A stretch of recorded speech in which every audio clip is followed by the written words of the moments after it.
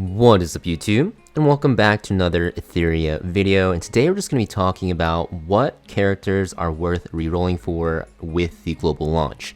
Now I have made a video on this when the game launched in June for the global servers with Europe and Asia, but now 4 months later with a lot of new characters coming out, there's going to be other characters that you can go for, so I'm going to talk about that today.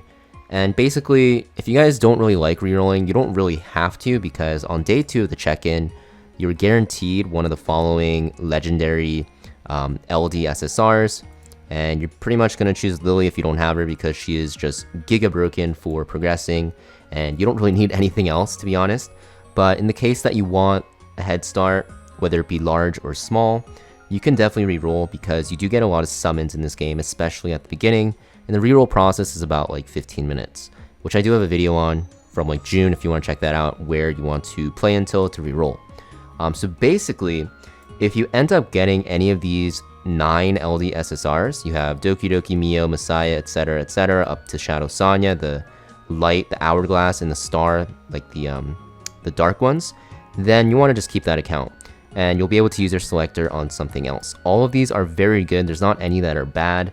Even the quote-unquote worst one will be usable, and they're all honestly just very good. There's not any like mediocre ones, honestly. They all start from like strong, so definitely if you get any of these, it's a very good start.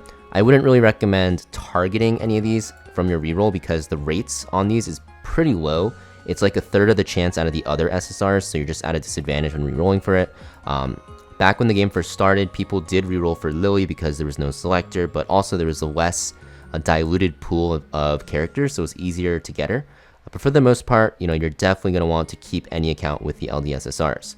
Now, the LDSSRs, it's going to be hard to get.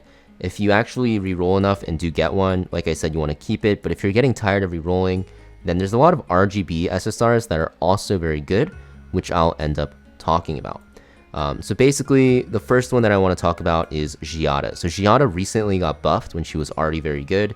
She's like one of the best AoE DPSs in the game. So definitely a good character that you can keep, because she'll be able to be used in the first few areas of content that you really need to farm. And when I say first few, it's not like early game, mid game content, it's like the late game stages, but she allows you to break into those stages pretty easily. She's also waifu AF, and she's gonna be good in PvP, especially after her buffs. The only thing I'll say about her though is if you're pulling for Yeli, because Yeli's banner is currently running as of this video, then Giada isn't really needed for PvE, because they kind of fit like the same bill, and Yeli's actually used in a lot more content. So you want to keep that in mind when you choose Giada. Now let's talk about Rosa. So Rosa is kind of the same thing. If you're pulling for Yeli, definitely not needed. She's pretty similar to Giada in how she's used, and her element is also the same. So she's an okay option as well. Solid DPS, she also got buffed. But, you know, like I said, if you're going for Yeli off the banner, which I'll actually show you is currently running right now, then you definitely don't really need to keep any of those or keep that account, because Yeli's going to carry you into the early stages of the game. So those are like the 2 DPSs that are actually very good to go for, and because Yeli's banner, it's not really worth going for as much. So I'm going to talk about some supports, and these supports are definitely going to be higher up on the priority list, because they're just going to be very good characters, and you will be able to use them in a lot of content. So the first one I want to talk about is Fushu. So this character is extremely powerful for a lot of content. And the reason why is because she has her S3, which will basically put her into like this like trance or this aura, which makes it so that every time anyone takes a turn, they get healed, and they cycle faster with turn meter push. Also when they get hit. And she is a top tier PvP character right now. So if you end up getting her, it's definitely a W. You want to keep her for sure. Very good character. Another one you can go for is Kloss. So Kloss is a very good debuffer. She actually has the best debuffs in the game in defense down and speed down, and this hacking progress is extremely powerful. She can be used in so many areas of content, even though you're probably thinking, doesn't Yeli overlap with her because of the defense down? Kind of, but in PvE content, you're not going to ever use Yeli as a defense down character, so Kloss is extremely good, one of the best debuffers in the game. Before Plume came out and kind of like power crept her for PvE, she was considered one of the best, if not the best, PvE debuffers, so even after Plume coming out, she's still amazing and very powerful. Another one I want to talk about is going to be Holden here. So Holden is an extremely powerful PvP character, not as good in PvE, but the reason why he is a very good character to have is because he fits into every PvP playstyle and also can be used in some PvE bosses.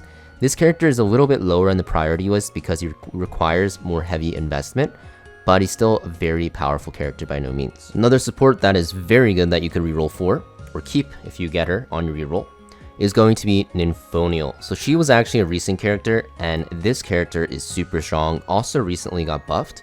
She's very good in PvP in a lot of playstyles after the buffs, and her S3 is extremely strong. She has like this super buff with the attack buff and the Rhyme Bloom buffing your attack even more. The way she works is she just makes your DPS hit a lot harder. And if you have Lily from the selector and you pair her with Nymphonial, they are extremely strong together because they will just make your DPS do a ton of damage. She also gives your team immunity, which is very good in a lot of situations, and can also heal them as well, while also redistributing HP, which is a very powerful effect. So, extremely powerful character. I think if you get her, she's also one you want to keep because she is so damn strong. Now, besides those characters, you know, everything else on this list, there's some good options. Like Freya's pretty good, but she's available from like the starter banner. I guess if you're starting on global, Freya is also a very good character because she has attack buff and can be used in some areas of content as well. So if you get her, you definitely want to consider it. But the other characters, even though they're good, they're mostly going to be for PvP or for some very niche content. So I want to talk about some SR characters that, you know, if you get, you definitely want to consider just keeping it. Even though SRs are very easy to get, if you're sick and tired of rerolling, some of these SR characters are going to be just as strong as the SSR legendary ones. The first one I want to talk about is Viper. So a lot of people don't like his design, mostly because his belly button's hanging out, but this character is super broken. He has the best debuffs in the game for surviving. He also has one of the best passives in the game for surviving. He just makes your team take less damage, used in a lot of endgame content, and just makes your team super tanky. You'll use him in so many areas of content.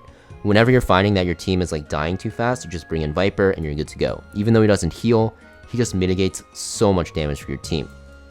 Another one is going to be something like Dieting here.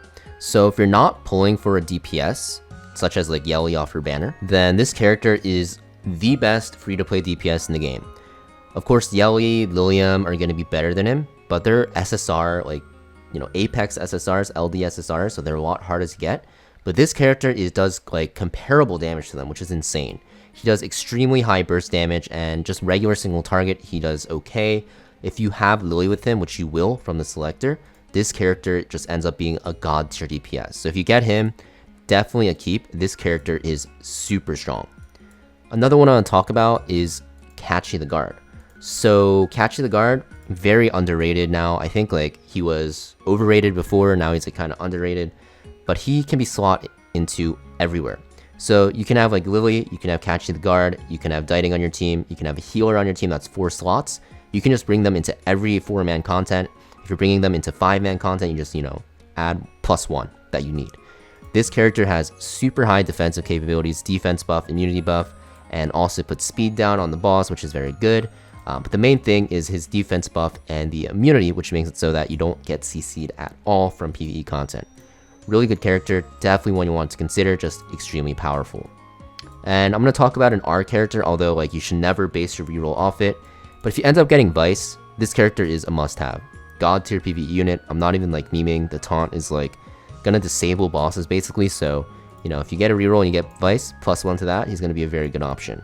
But yeah, just wanted to make this video for you guys out there that are either coming back to the game after playing for a bit or even a long time and are very confused on the meta. Just catching up in PvE and getting a head start is definitely important. So if you end up rerolling, like I said, going for an LD SSR is honestly the best option. But aside from that, there's some very good options in the SSR, like RGB SSR category that I mentioned.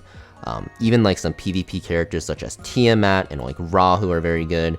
Even Romoka for Doki Doki's okay. There's like no real bad options. Honestly, when I look at it, all of these SSR, like LD SSRs and even like RGB SSRs are good somewhere. So it's always like gonna be good to have at least one. So in the worst case scenario, I think rerolling for at least an SSR character is fine. But you know, going for the LD SSRs is going to give your account a huge head start. But yeah, pretty much it for this video. Thank you for watching. Just wanted to let you guys know, you know, all the characters basically. A lot of the characters are very good in this game, which is very nice. And hopefully this video helped you guys out. Make sure you guys hit that like and subscribe, and I'll see you guys next video.